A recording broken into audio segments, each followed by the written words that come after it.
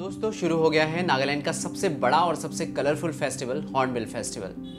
ये फेस्टिवल एक ऐसी जगह है जहां देश दुनिया से बहुत सारे ट्रैवल एंथुजियास्ट आते हैं और नागालैंड के कल्चर के बारे में बहुत कुछ जानते हैं। आज के इस वीडियो में मैं आपको बताऊंगा नागालैंड के इस फेमस फेस्टिवल के बारे में जिसका नाम है हॉर्नबिल फेस्टिवल। तो चलिए इस वीडियो में जानते हैं हॉर्नबिल फेस्टिवल के बारे में बहुत सी खास बातें।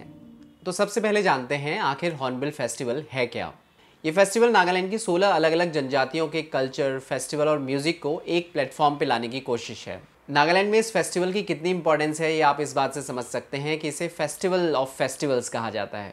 ये फेस्टिवल जो है हर साल 1 दिसंबर से 10 दिसंबर के बीच होता है और पूरे 10 दिन तक नागालैंड के किसामा हेरिटेज विलेज में एक पूरे उत्सव और जश्न का माहौल होता है।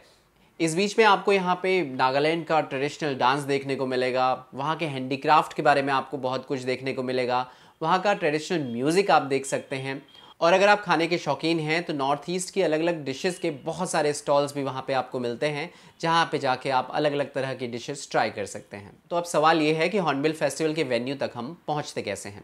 तो जैसा कि मैंने बताया कि ये फेस्टिवल जो है किसामा हेरिटेज विलेज में मनाया जाता है जो कि दीमापुर से 10 किलोमीटर की दूरी पे है। दीमापुर पहुंचने के लिए आपको 2 तरीके हैं, या तो आप फ्लाइट से जा सकते हैं, दीमापुर के लिए डायरेक्ट फ्लाइट आपको मिल जाएंगी गुवाहाटी से या देश के अन्य बड़े शहरों से।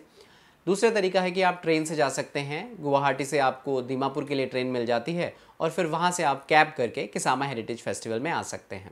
वैसे अगर आप नॉर्थ ईस्ट के बारे में और जानना चाहते हैं तो मैंने उस पर एक पूरी किताब लिखी है, दूर दुर्गम दुरुस्त, वो भी आप चाहें तो अमेजोन पे मंगा सकते हैं, उसका लिंक मैं नीचे डिस्क्रिप्शन में दे दूंगा। हॉर्नबिल फेस्टिवल जो है वो नागालैंड के स्थापना दिवस के मौके पर मनाया जाता है। ये फेस्टिवल 2000 में शुरू हुआ और तब से हर साल 1 से 10 दिसंबर के बीच नागालैंड के किसामा हेरिटेज विलेज में ये फेस्टिवल मनाया जाता है।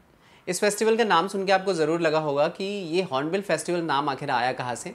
द ग्रेट हॉर्नबिल जो है वो एक पक्षी है जिसको नागालैंड में बहुत ऑस्पीशियस माना जाता है।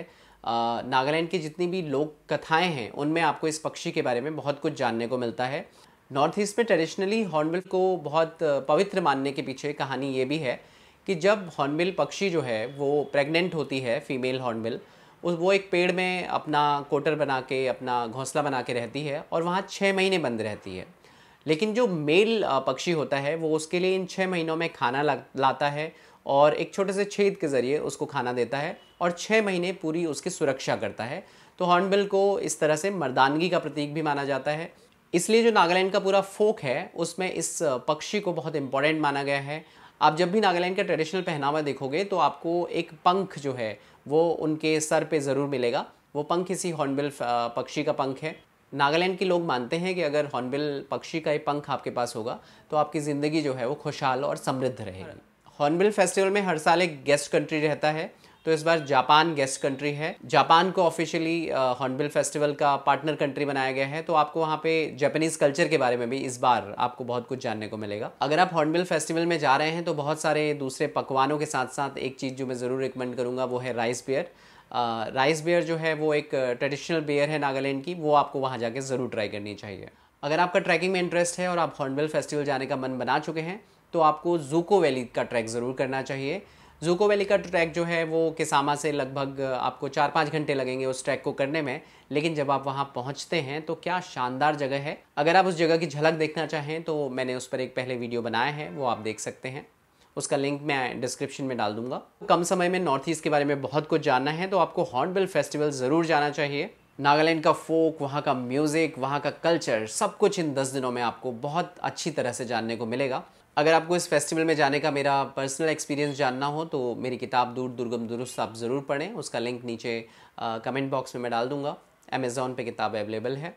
आई होप कि इस वीडियो में आपको हॉर्नबिल फेस्टिवल के बारे में काफ़ी कुछ पता चला होगा। वीडियो आपको पसंद आया तो मेरे इस चैनल को सब्सक्राइब ज़रूर करें, लाइक और कमेंट भी करें ताकि मुझे पता चलता रहे आपका फीडबैक। अगर आप नॉर्थ ईस्ट पे ट्रैवल करने के बारे में जानने में इंटरेस्टेड हैं तो आप कमेंट में मुझे ज़रूर बताएं कि आप क्या जानना चाहते हैं। मैं कोशिश करूँगा कि उसके बारे में भी आपको अगले वीडियोज़ में जानकारी दूँ। तो मिलते हैं यात्राओं से जुड़ी किसी नई जानकारी के साथ अगले वीडियो में।